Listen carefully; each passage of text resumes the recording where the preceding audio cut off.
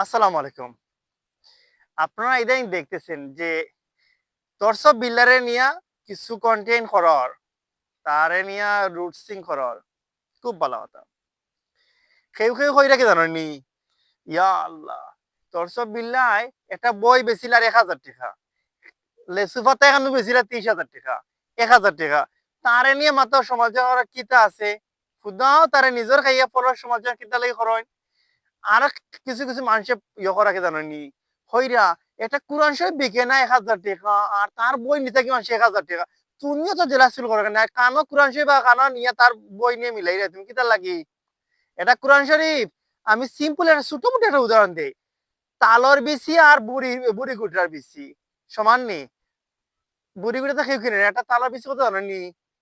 ৳৩০ আর বুড়ি গুটা কেউ কিনে রাস্তায় ফালাই দেখে। এটা ছোট-মোটো কিন্তু এর সাথে মানে কোরআন শরীফের সাথে কোনটার তুলনা হয় না। কোরআন শরীফ তো কোরআন শরীফ। এটা কোনো নির্দিষ্ট কোনো হাদিয়াও নাই।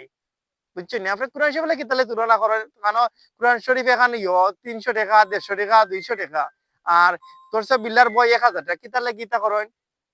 সে তার বেচলে আপনি যে কিনেন যে কিনুক না হলে নাই। কেউ যে কিনে কিনুক সমস্যা কিটা? আপনারও তো মাথা ব্যথা কিতার লাগিয়া।